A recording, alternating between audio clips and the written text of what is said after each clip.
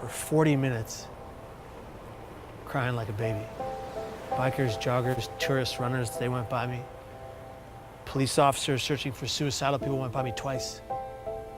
I'm standing at the ledge, leaning over the rail with tears flowing down to the waters. And I thought to myself, absolutely nobody cares. And then the voice in my head said, jump now, and I did. And the millisecond that my hands cleared the rail and my legs flew over it was an instant regret.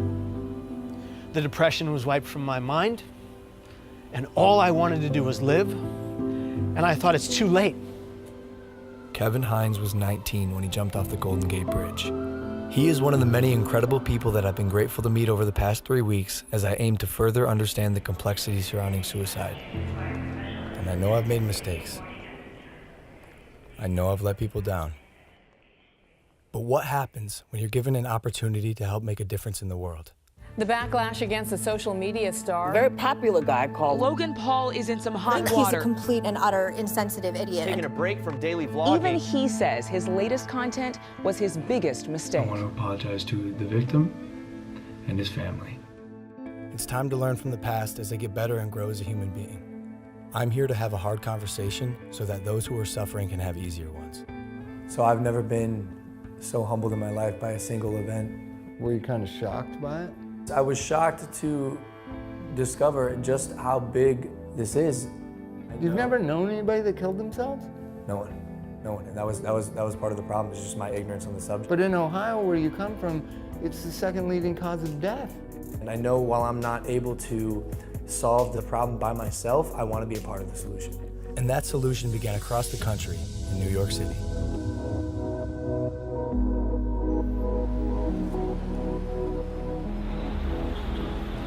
We sat down with Dr. John Draper, director of the National Suicide Prevention Lifeline.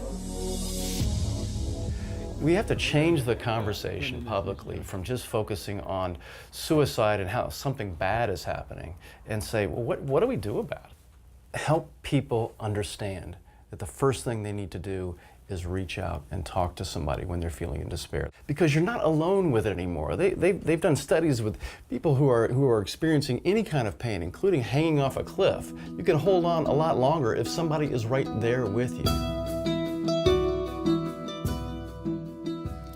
I think as a society, as human beings, we just have to be more compassionate. And that includes me too. That's something I'm learning along this journey. And something else that Dr. Draper told me were the 5 steps that anyone can take to help prevent suicide. Step 1 is simply just ask. Ask yourself, ask others, are you thinking about suicide? And I know that sounds like a daunting question, but literally that question can save lives. And step 2, accordingly, would be just to listen.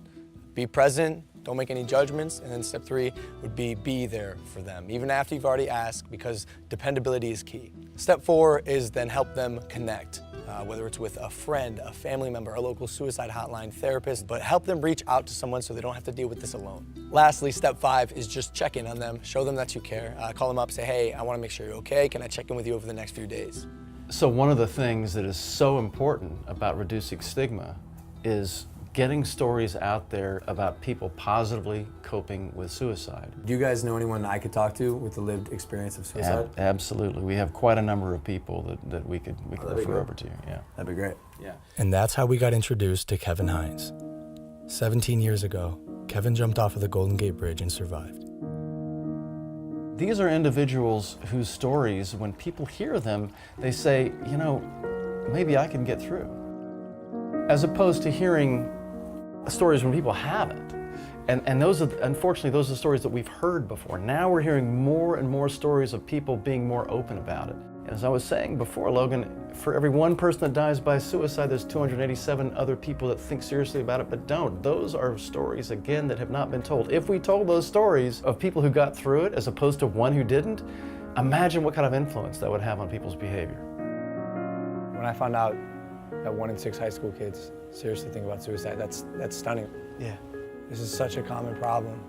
Logan, all I wanted was for one person to look me in my eyes and say, hey, kid, are you okay?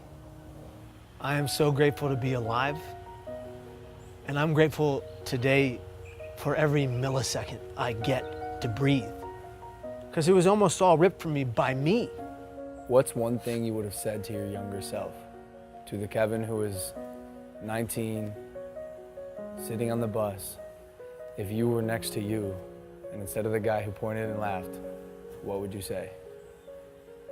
I would just put my hand on the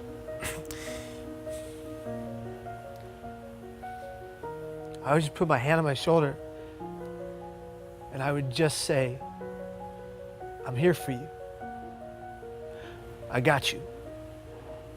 We need to be a society that comes together for every person in the community that's going through hell. And in order to do that, every person that's going through hell, whatever hell, has to be honest about their pain. And if they're going to be honest about their pain, we are going to collectively answer the call and be there for that individual. Because if you don't see beauty in the next person you meet, you're not looking hard enough. You're incredible, dude. This is an honor for me. It's an honor for me too, brother.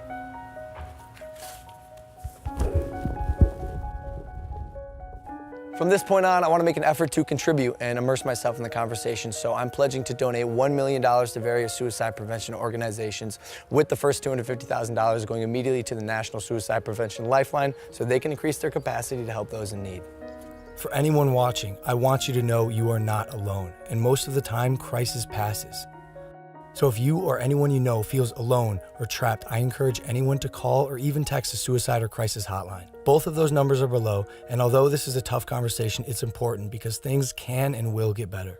It's time to start a new chapter in my life as I continue to educate both myself and others on suicide.